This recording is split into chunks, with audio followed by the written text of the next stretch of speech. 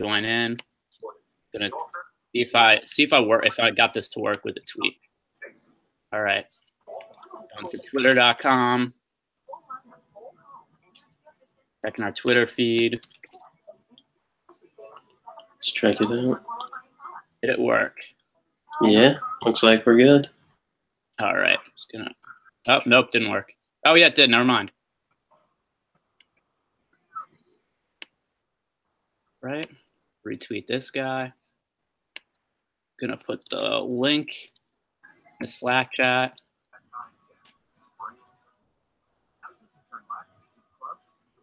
All right. Just give everybody like a second to join.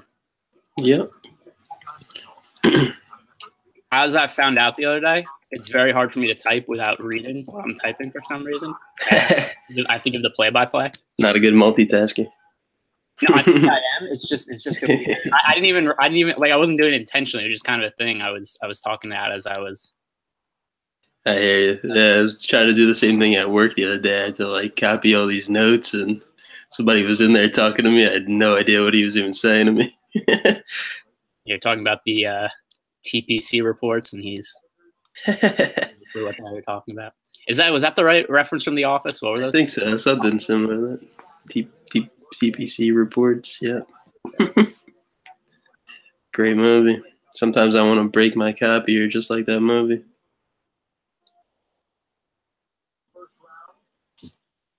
You know, I don't like when I type channel on the Slack on the desktop version. It like asks me like, do you really want this to go out to the channel? I don't know how to get rid of that. That's a big waste of 5 seconds of my life every time I have to do that. All right. If any questions in here, is anybody watching right now? I think so. Looks like we got a couple of viewers right now. That could also just be us. It says I think it says 4 viewers. So okay, so we have 7 now. So we have 5 if we include us. I've been told that we count. What's going on, everybody? What up? All right, 8 views. We're going viral. So we'll give it like 15 more seconds, and then we'll start. Type any questions. Yes. Yes is not really a question. Has anyone had luck in MLB so far this year? Well, not really a golf question. I don't even know if this is directed towards the thing or I'm not even seeing these questions. So you tell me, and I'll give you guys my answers. Then I'll read off the questions in the Slack chat as we get them. If anything comes up, I'll keep an eye on it. Yeah, there's in terms of McGinty's question about baseball, I've had some up and down slates to start the year. I did very well yesterday afternoon slate, and I am also doing well on this slate right now, and I did well on the afternoon slate. Wants to know if he should play cash games. No, for baseball, play GPPs for baseball, not cash games. There's too much variance. Also, I'm answering somebody's question who I'm almost positive is not watching this. Let's see. All right. So let's. Yeah, I don't think that question was for this. No, I don't think talking about baseball was either, except I'm waiting for people to join it. Yeah. All right, so let's bring up the pricing here. We've got the Masters this week. Big golf tournament, obviously. Probably the most well-known golf tournament there is. DraftKings runs a Millie Maker, which means $1 million to first, $350,000 prize pool. So massively top-heavy because we have more than 25% of the prize pool going to first place. It's a huge drop-off with $100,000 to second place. So to be honest, this isn't really my favorite type of GPP. I think what I'll be playing mostly is like the $4 and the $8. I'll definitely be in the $4. Yeah, I mean, it's fun to throw entries into the $20, but in terms of like an ROI and trying to turn a profit, it's not the ideal tournament. It makes no sense. The pricing structure is retarded. And it's first place wins $1 million, second place wins what, 100,000, something like that. You have to beat out so many people to take that first place, and I mean, you're really. If you take out first place, you're competing with 205,000 people for $2.5 million, really, because Well, I guess then you can take away the second place prize also. So it's not really good logic. Somebody's gonna win first place. They're gonna be very first and second, man. We did have last year. I don't remember which tournament it was, except remember we had Clips Shave Jeff was leading the Millie Maker Sunday afternoon going into one of the finals. Yeah, I remember one of those actually. He was in first with like a few holes left. And who was it? I think it was like Kistner, Matsuyama. Yeah, he finished like top 10 though, I think. I think he ended up, this is like how ridiculously top heavy was. He was in first place for $1 million and ended up coming in like 18th place and won like $2,000. So I mean, it's a nice. The drop off is crazy. The drop off is real. Probably a little disappointing versus where he was before. So I think we're going to start talking about this at the top. We've got the high. Let me just first start out and say that you completely undersold this Masters. This has to be one of the most anticipated golf tournaments of all time.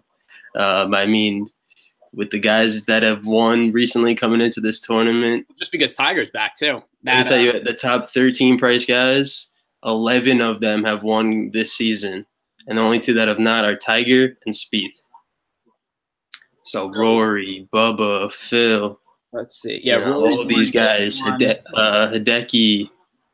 Mickelson won a tournament this year. I think no, actually Hideki. I'm sorry, he did not. Hideki hasn't won because he's been injured most of the year. But everybody else up top: Phil, Sergio. I Rory. Think, when Mickelson won, it was the first time he had won, and since the same year Tiger won. I think it had been about a similar gap that both of them have won tournaments. But so let's talk about the guys at the top. Yeah.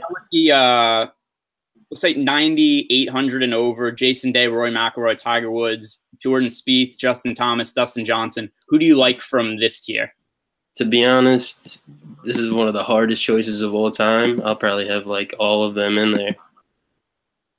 No, I really agree with you on that. I think the way that I'm approaching this tournament, I think a lot of the value is kind of in like the high 7 to low 8K range. So I think there's guys who I'm really high on. Yeah, I like a lot of guys in that range as well. So I think the way that I'm going to do it is I'm going to have a core of guys in the 7 to 8K range, and then I'm going to mix around some of these high price guys. That's pretty much what I'm going to be doing. I probably all 6 guys up top I'll be playing them. I will not be playing Tiger Woods. So I'm not going to have too much of him, but Sunday Red comes along and he's at the top. There's no way I'm going to be sitting on my couch and shaking my head saying there's no way, I didn't play Tiger. So I'm not going to have too much of him, probably, go like 10% maybe. Are you playing? That's still going to be underweight to the field probably. But yeah, definitely. No, I know I'm definitely going to be underweight, but I'm just playing strictly for that entertainment value. Okay. Yeah, I think the rest of the 5 guys I'll be much more higher on. Yeah, I was going to ask that to you because I was wondering, are you playing Tiger because you think he's a good play for 10,000 or just kind of a thing of like it's fun to play Tiger? It's more fun. Yeah, I think that does make sense. I'm not going to play him just because I don't think he's a good play for his price. But I do get if somebody really likes Tiger, they're a Tiger Woods fan, you want to play the guy who I've always been a Tiger. If I go pull out my Tiger wearing his amateur, hat, bobblehead right here, been a fan forever. For the guys in that price range, he's played much better than I expected this year, except he's such a lesser golfer at this point in his career, in my opinion, than Justin Thomas, than Dustin Johnson, than Rory McIlroy, than Jordan Spieth. 100%. Who I mean, realistically, Spieth, DJ, Thomas, they're playing such elite levels right now. Well, DJ is playing insane. So coming into this week, I thought that Spieth was going to be a fade for me. When I was looking at the pricing a few weeks ago, because Spieth hasn't played particularly well this year. He struggled with the putter, which is a big issue for him going into August. Yep. But then he had the 3rd place finish last week. Yeah, last week he definitely showed some great, strengths. His iron game was off the charts, and he finally started making some putts. So, hopefully, he loves this course. His course history on this. Spieth had an 11th place last year. and two tied for twos, and that one win. So obviously he has great history here. So if you had to pick one golfer from this price tier, who would it be for you? I'd probably take Spieth. So I lean Justin Thomas. You know what? I don't know. I'm really split between Spieth and DJ. Just that $1,000 difference. I think that I think the price on DJ is going to drive his ownership down. I think it's a very expensive price. I do think that there's enough value. I'd build like a quarter of my lineups around DJ. I'll probably be a little bit higher weight on Spieth, like 30 to 35%. I think for me, I'm going to be highest on Justin Thomas in this year. I think he's been playing the best golf of anybody in the high price tier. He could take over the #1 ranking if he finishes, I think, a couple spots ahead of DJ or so this week. Yeah, I saw there was a couple of scenarios, a couple of guys to move into first. Spieth also can move into first as well if DJ finishes lower than like 12, I think, and he wins. So the betting favorite was Tiger Woods, but there's a little bit of public bias built into that. However, it's been changing. Tiger, Rory, DJ, Spieth, they've been all at the top. Are both 10-1 right now. They're tied as the most likely betting favorite to win. Spieth is because he won last week, so that's a little bit of bias, but he's also very good. The Tiger Woods is total just public bias. He's not the best golfer in the world. It's just people like Tiger Woods. No, definitely not. Maybe #1. Those two eagles today give even more hype to him on the back nine. Today. I mean, he drained 2 eagle putts, one from 13 feet, one from 4 feet. So, obviously that 4-footer was a no-brainer. Do you put much weight into practice rounds? No, not really too much. I mean, these guys are out there having a good time and very loose. And then, when it comes to the tournament, they're serious and the mentality is definitely different. Golf is obviously a huge mental game. So I feel bad for the guys playing with Tiger, to be honest. I think it's Leishman and Fleetwood, if I'm not mistaken. I mean, that probably will knock those guys down a little bit in my book. Just because if you saw the crowds for Tiger on Monday, I can't even imagine what they're going to be the rest of the week. Okay, so Matt just posted in the Slack chat. For reference, head-to-head odds have Tiger as an underdog against all the top golfers. Yeah. So it shows a little bit of a discrepancy between what the odds are to win the tournament and what the head-to-head odds are. And I think the reason for that would be if a really sharp bettor is looking at the odds and is saying Dustin Johnson versus Tiger Woods, and Tiger Woods is the favorite in that head-to-head matchup, people would destroy that line. So that's probably more accurate representation of. That's because people betting head-to-head are probably sharper players, guys that are more experienced. If you're going to bet on the winner on the Masters and you're like a beginner or just want it for that pure entertainment factor, you're going to go bet Tiger. But if you're doing head-to-head Tiger versus DJ, like you said, you're doing a little bit more research, I guess. So you'll probably, DJ obviously is the guy to take there. It's not even a question. I mean, if I had to rank the top 5, which I will do right now, I'll probably say DJ at the top. Then I'll go Spieth, Thomas, Rory, and then I'll even put Day next, and then Tiger. Yeah, it's top 6. Like I've said before, and we talked about this a couple tournaments ago, I think the Tiger is going to be the highest owned golfer in almost every single tournament he plays in this year for the rest of the season. And Matt is also writing Justin Rose is -160 against Tiger. So I was because we're about to get into the next price tier, and that is my favorite golfer in that tier. So if we look at from 95,000, say down to 85,000, so we have Tommy Fleetwood up to Phil Mickelson. I think the 2 golfers in this range, best odds value, well, 3 actually with the best odds value is Justin Rose at 9,200, Paul Casey to 8,800, and then with Bubba Watson at 8,700. Bubba's won the Masters before. He's playing extremely well recently, and it kind of came out of nowhere because Bubba was playing so poorly as recently as a year ago that he was considering retiring. Yeah. And he came out of nowhere this year, and he's playing really well. I think Bubba at 8,700 has about as good of odds to win the tournament as anybody. So he's a core play for me. He's going to be one of my highest owned golfers. I feel the same about Justin Rose at 9,200. And these are guys who usually any tournament they're in, they're that 11,000. Well, not Bubba Watson, except guys like Justin Rose or Paul Casey. Those guys are usually in that like 11,000 price tier. But there's just such a loaded field with so many good golfers that they don't quite make that level of pricing. But I think there's a lot of value on these guys. I'm a little concerned about Paul Casey's odds to actually win because he almost never wins tournaments. He's always in the mix. He's very competitive. He makes a ton of cuts. He just doesn't win tournaments. He did win a few weeks ago, which is Paul Casey last 3 tournaments here, 6-4-6. Yeah, that's kind of the story of Paul Casey. It's a lot of he's in the mix on last time he played, he won, and then doesn't end up winning. Doesn't get much better than that. Yeah, the first time he won in 9 years.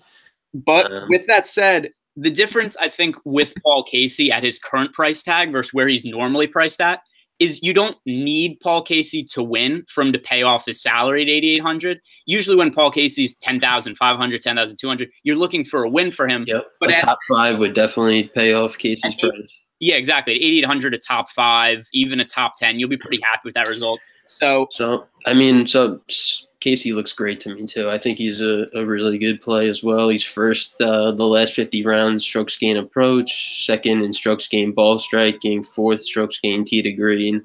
The last 5 winners here at the Masters, they've all been top 7 coming into the tournament in strokes gain tee to green. So obviously he fits that mold. Yeah, I like Casey as well. I'm not as sold on Rose, to be 100% honest. He's going to be crazy high owned, like probably 30%. And I think I'm going to fully fade Rose to be 100%. Just to be a contrarian guy. I know a lot of guys are out there saying exactly what you just said, that he's your favorite guy. I heard that like a bajillion times over the last week. So just for those reasons, I'm fading. So I think that's really like Paul Casey though, real lot. I also like Jon Rahm as well. We skipped over him as well. I think he's a great play this week. Yeah, I think the one thing I'm a little concerned with Rahm is just that he hasn't been playing as well recently. So you look through his he's a little emotional as well. Yeah, well he's a little hot-headed. That is something he's known for, but no top 10s in his last 4 tournaments. He was playing well before then, and then he also struggled in the match play tournament. So are you willing to overlook Rahm's recent form? Is it just – I mean, he definitely has the upside because when he's playing well, he's as good as anybody on tour. So is that the angle you're approaching it on, is just the upside of it? Yeah, I mean, Rahm really doesn't have that bad of a recent form. He won this season. He's got another top 20, top 11 I'm seeing his last couple of times out. This isn't his first time here at the Masters. So, yeah, no, I mean, I think Rahm will probably not be very high owned. He's surrounded by Rose, Phil, Ricky. I definitely agree. Just because of who he's priced around. He'll probably be the lowest owned guy around him except for Day. Those will probably be the lower owned guys there. With Rahm priced 100 more than Rose and then a few hundred more than Paul Casey, I certainly think that he's not going to have a ton of ownership. We do have a question for you specifically, Brett. How do you rationalize fading Rose for ownership but still using Tiger Woods? That's definitely true. I think Rose is going to be higher owned than Tiger, to be definitely honest with you. I don't know. Like I just said, I think I'm just playing Tiger just for that entertainment factor. You know, I'll probably have him in like 2 or 3 lineups, and it's just for that pure entertainment factor. I don't have that pure entertainment factor following Justin Rose. I just don't. And the camera's not going to be on him all week. You know, I'm going to be watching all week. So it's worth the, whatever money I'm spending on it. I'm not going to put those Tiger lineups in anything other than the Millie Maker. I think that's the worst place to play Tiger Woods is in the Millie Maker, because I think I think his ownership there will be. I mean, you could argue that Justin Rose will have higher ownership than Tiger, just because I think he's a better play for his price. I think they will probably be the two highest owned golfers. For me, though, I just think that there's so much odds value on Justin. I mean, every week I usually make 20 lineups. That's what I'll be throwing in the Million Maker too, and then I'll be like, let me make my 2-3 extra Tiger lineups, and it's just for that pure entertainment, like I said. Okay, so doesn't love Tiger Woods as a play for his price, except you just want him for the just looking to have some fun, baby. I think you'll agree with this though. If you're playing cash games, Justin Rose I think is almost a must-have for cash. Yeah, that is definitely true. He's pretty much a lock in cash games. I mean, you could start your cash games right there. Rose, Casey, Bubba. I don't know if I would throw him in cash, but you could definitely start your lineups right there. So here's why I'd be okay with Bubba in cash. He's currently 15-1 to win the tournament. I think there is a little bit of name value bias. I think there's so much recency bias behind that too, and he's really not coming into this field looking too great in my stats. He did struggle at the Arnold Palmer Invitational. I mean, I like to look at a couple of different sample sizes, last 50 rounds, last 36 rounds. I use like Fantasy National. They're a great little website that puts all the stats together. But so for me, part of Bubba is there is a lot of upside there. He could certainly win. He's won the Masters before. He's won a tournament this year. He won the Genesis Open and he won the match play tournament. The other thing with Bubba, too, is he just has such a good course fit for Augusta National with the way he's able to shape the ball. There's really no spot that he can't hit a ball out of because he's so creative. So we've seen it before. If he hits the ball in the pine straws, we've seen him hit some crazy hooks around trees to get on the greens. And this course definitely favors lefties as well. So I think this is a good spot for Bubba, and I would be fine with him in cash games. He's 15-1 right now to win the tournament. That's same odds as Justin Rose, same odds as Phil Mickelson, and he's cheaper than all those guys. So I think that the line is probably a little bit inflated, but I still think that there is odds value on him regardless, just because he has played overall very well this year. The next tier of golfers, let's go from... Yeah, I'd like to drop down a little bit lower, and I'd take probably the next couple of guys. Okay, so if we go to the guys in the 8,500 to 8,000 tier, I know there's one guy in this tier you like a lot who don't skip over that defending champ too quick either. I really like Sergio as well. If there's one guy who's like playing pretty well out here right now, it's Sergio. He's 8th in the last 50th rounds strokes gain approach, 10th strokes gain tee to green. He's been playing pretty well this season, and he's pretty hyped about his daughter and, that little baby factor, maybe some mental clarity or relaxation in his brain, and, he may be back for another win this year. So don't count out Sergio. What about, because I know you like him a lot because you mentioned to me, Hideki Matsuyama.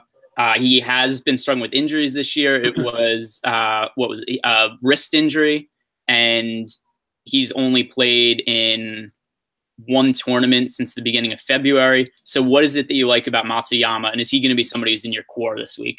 Yes, Hideki definitely is going to be in the core this week.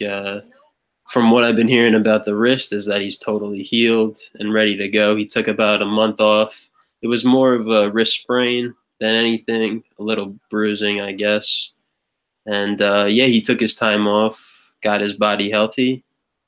And, I think Hideki really, really, really stood out to me in the pricing this week when I went through it. And, I mean, he's 5th strokes gain approach the last 50 round, 5th strokes gain around the green, 11th tee to green. He just needs to get that putter working, and it's all a mental thing with Hideki. He also will have a big crowd around him and those reporters from Japan, going crazy on him, but I think Hideki really could win this year. He also was really good betting odds, if I'm not mistaken. He's probably like around 35, 40 to 1 you could get him at. So he is at 35 to 1 right now. So there you go. I love those odds. Give me that every day. So I definitely think that there's upside of Matsuyama to 8,400. He's not somebody I would play in a cash game just because he has only played in one tournament over the last 3 months. Yeah. So he's a little bit of an unknown, except I do think it's definitely reasonable to think that had he been healthy and playing at his normal level, he'd probably be priced around the guys like Jason Day and Phil Mickelson. Yeah, he should be priced top 10 at least. It's just he probably has more downside than those guys at the top. But for GPPs, I definitely think that Matsuyama is an interesting play. And just because he's had so much time off, I kind of think out of mind, out of sight. He's not going to have a ton of ownership.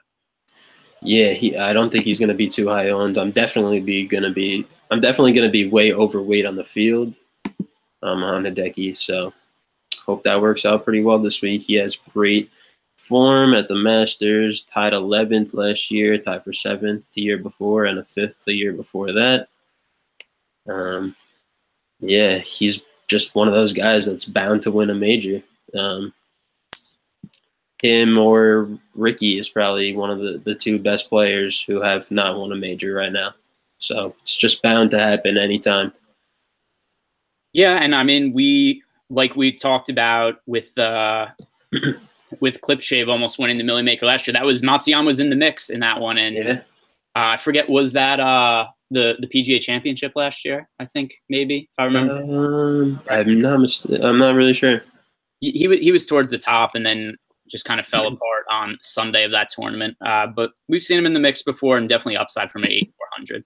All right, so let's move into the value tier. So everybody in the 7,000 range to below, who are the guys that you're looking at for value here? Because I think there's a lot of really strong plays. Yeah, absolutely. I definitely like also Alex Noren at the low 8,000s. Okay. I definitely am not counting him out as well. He's been playing unbelievable recently. He's got a couple of top fives this year, and it's not his first time here, although he got cut last year. I think he could make a really strong showing at the top. He did play well in the match play as well. And then below that, I like Henrik Stenson. I think he also stood out to me in the pricing, definitely. I'm definitely on board with Stenson. He's second, I have in strokes gained total. So the last 5 winners also have been in the top 4 strokes gained total. So he fits that bill as well. This is a super low price for Stenson at 7,800. I was pretty shocked by that pricing on him. So the reason that Stenson is so low priced, in my opinion, is he got off to a pretty crappy start to the year. And the pricing for the Masters comes out way in advance because they have gigantic GPPs. So they put that up in the lobby like 4 to 6 weeks in advance. That goes up in the DraftKings lobby. And Stenson was not really in great form at that point in time, but he's had a 6th place finish at the Houston Open. He finished 4th at the Arnold Palmer Invitational. So Stenson's played much better since the DraftKings pricing went up.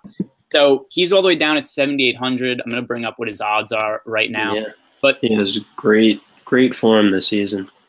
He must probably be around that range too, 40, 45 to 1, I would imagine. That's exactly. He's at 45 to 1. The same guys who are about the same value for the odds as Stenson. We have Patrick Reed, who's at 7,700. Patrick Reed's been playing really well recently. He's another one who started to play well like almost immediately after the DraftKings pricing came out for the Masters. So I think he's a little bit underpriced. And the same goes for who did I just have there? Oh, so Kuchar's at 7,600. Yeah, I have Kuchar also in my core this week as well. He stood out to me way in the pricing. So here's my opinion on Kuchar. I think he's a very safe play this week, and I think he's a good value play. I don't think that he could realistically win this tournament. No, absolutely not. But he has a great chance of finishing top 5 or top 10 at 7,600.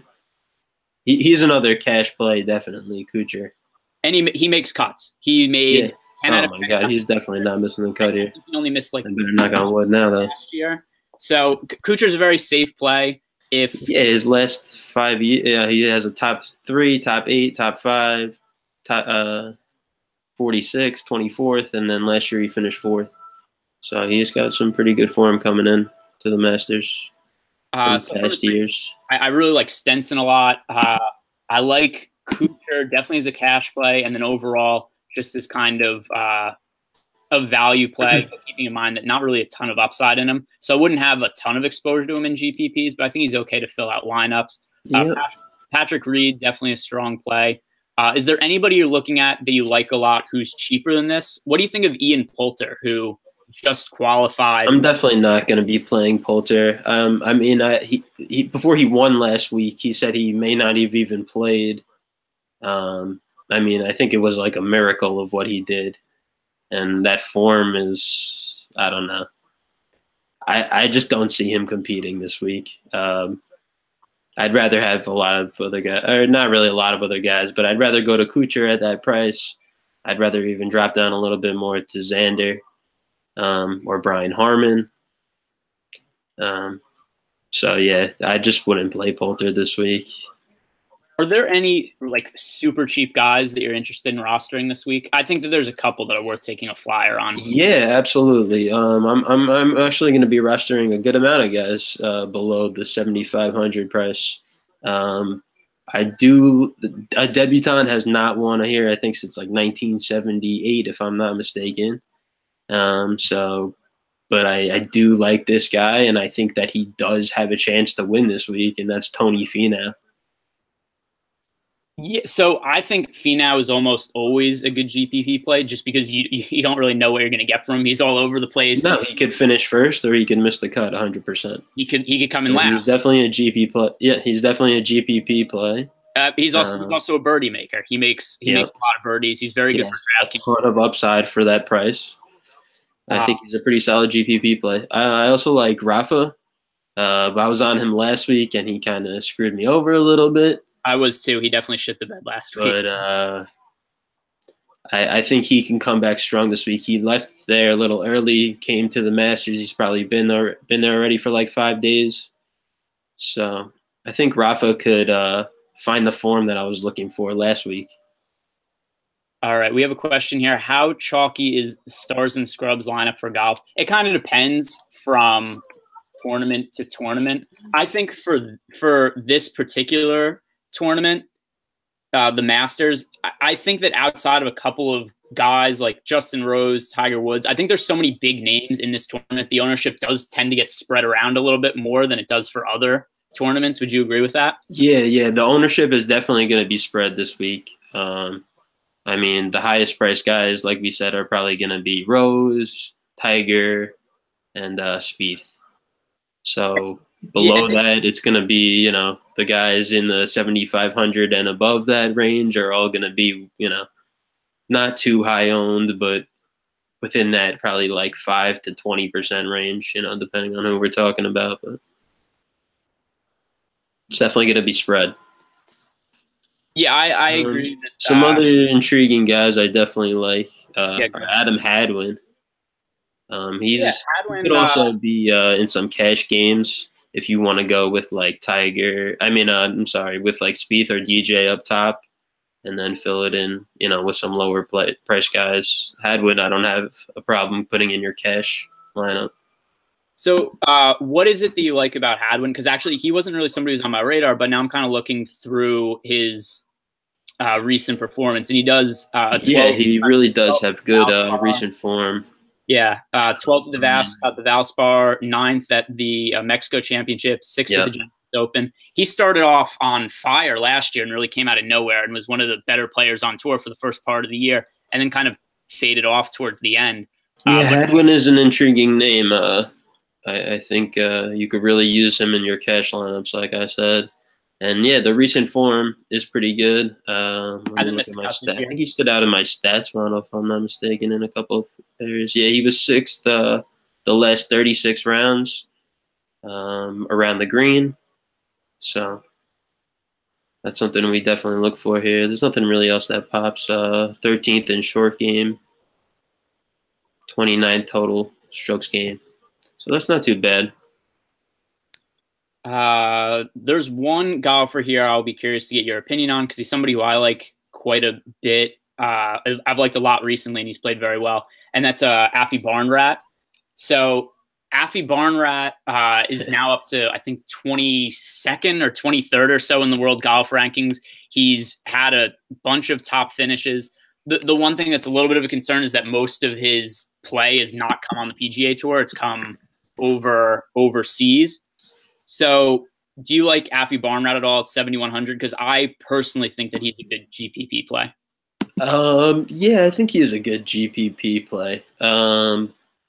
I mean, it would be a hell of a lot of fun watching that guy coming down the stretch on Sunday with the chance to win, wouldn't it? I mean, he's just a ton of fun to watch. He's like, he's like an entertainment bet, like Tiger to me. It's like watching Angel Cabrera.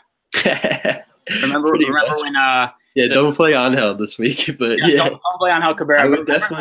I definitely like Kiradech in GPPs. I mean, it's probably just for that same thing though, the entertainment factor. I mean, he really doesn't stand out at all to me in the stats. He's been pretty hot putter recently, so maybe that has to do with his success.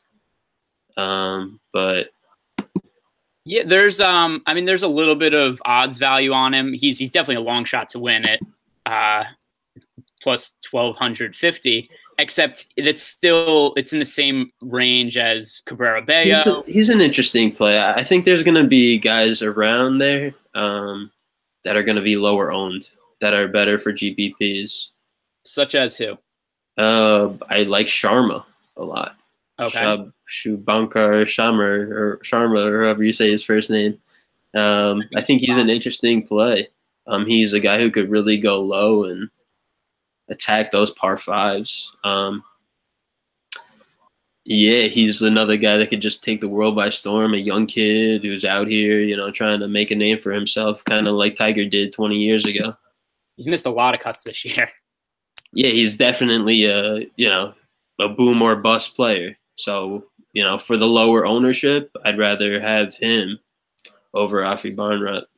Okay, so Dimitri just asked in the chat, what do you guys think of Bryson DeChambeau? Let's see, what are the odds on DeChambeau? I think DeChambeau. Yeah, I think we were getting down that way too. I definitely like DeChambeau. I'll be using him as well. One other guy I'd like to mention just above that. There's a lot of odds value on DeChambeau. Looking at it right now, he's 66 to 1. So he's in the same odds value range as Adam Scott, Louis Oosthuizen, Leishman, Thomas Pieters, who are all guys who are priced higher than 8,000. So I think there's a lot of odds value on Bryson DeChambeau, and I would be fine with taking a shot on him at 6,900. That's a very cheap price. Yeah, I definitely like Bryson. I think he's going to be really high owned though for that price. He's probably going to be the most popular guy down here. Yeah, well, yeah, I don't think that anybody outside of him is going to have any ownership below 7,000. You think there's anybody who's going to have decent ownership in that price tier other than him? Oh, no. No, I don't think anybody really will. Maybe at the same price, like Chappell will be like around the same, or Pat Perez. But Bryson will probably be higher. I just want to also mention Ryan Moore as well. He's an interesting name. 7,100 more than Bryson. Last year out here, he finished 9th. He got cut the year before that. The year before that, he finished 12th. He also, coming into this tournament, has a top 5, but he missed a couple before that. But, yeah, Ryan Moore fits the bill of this course. He could easily finish top 10 and pay off that price, no problem. Okay, Lawrence is asking us 5 people you would not roster. So 5 fades. Okay, I now have to find 5 people I definitely. Okay. So are we going all different price ranges here? I'm just going to go through. So for me personally, Tiger Woods is a fade. Who else? I think Pieters at 8,300 is a bit overpriced. He's a fade for me. Mark Leishman at 8,200. I'll be off him. Adam Scott at 8,000. I think that's just name value to have him up that high. Adam Scott has overall been pretty shitty this year. He actually has. Besides his putting, Adam Scott has been great this year. His putting has been just so god awful that he's finished so bad in tournaments. I mean, if he can get that stick working this week, you may have something. this is not the place to figure out your putting. If you haven't been able to putt on easier golf courses, I think it's difficult to find that he's going to all of a sudden figure out. 100%, but putting is 100% fickle. I don't know if I would full fade Scott, but I definitely agreed with your Leishman take. I'm not going to be playing him at all this week. For me at the top, I would definitely fade Justin Rose. And another fade for me, I don't know, Daniel Berger. Daniel Berger. I don't want any part of Berger this week. Where's Berger priced at? He wasn't really somebody who I was thinking about 7,500. Yeah, I mean, to me, like, Berger is not somebody I'm considering playing or fading. I think he's just somebody there. Like, if I have that amount of salary left in a lineup, I guess I'd be willing to roster him, but he's definitely not. I'm also not going to be rostering Charlie Hoffman this week. So I think Sharma and Afi Barnrod are definitely two better plays at 7,100 with a lot more GPP upside. And then the other thing for me is any of those cheap guys I'm not going to be rostering. So any of those guys, like, I'm going to throw Bernd Wiesberger in one lineup. I'm going to throw Kyle Stanley probably in about two lineups. I may throw Austin Cook in a lineup, to be 100% honest. He has I was on Austin Cook at the beginning of the season because he was playing really well. He's a rookie this year. He's probably the best rookie golfer on tour. The issue I just have with Austin Cook is that he hasn't really done much recently. Yeah. He has been pretty silent recently. I mean, Kip Henley, his caddy, has been on this track definitely a couple of times, so that could help him. And he hasn't really threatened to win any tournament since the very beginning of the season. No, but he really should not be too high owned at all, down at the 6,700 price. And he could pop in the top, 10, or what did Peters finish, top 5 last year, his first time here. So, I mean, that could happen. If anybody below 6,800 were to do that, it would be Austin Cook. All right. Does anybody else have any questions? Give it a second. Nobody typing, so I think we are good. So this was the Roto Pros, I guess, Masters preview. No real name here. We've been doing these more often recently. Just for baseball, we're doing them every day. Pre-lock shows, going down the players we like. Every once in a while, we've done a post-lock show where we go over the players we roster and why we like them. You can follow me on Twitter at GErenbergDFS. Brett's Twitter handle is at Scotty Locks. That's correct, right? Yeah, at Scotty's Locks. At Scotty's Locks. Sorry, so there's an S in there between SCOTTYS, right? Yep. Okay, Scotty's Locks. Yep, little college nickname back there. All right, so that'll do it for the show. This was a lot of fun. Thanks for having me on, Greg. Hopefully we do this more often. Yeah, for sure. Right.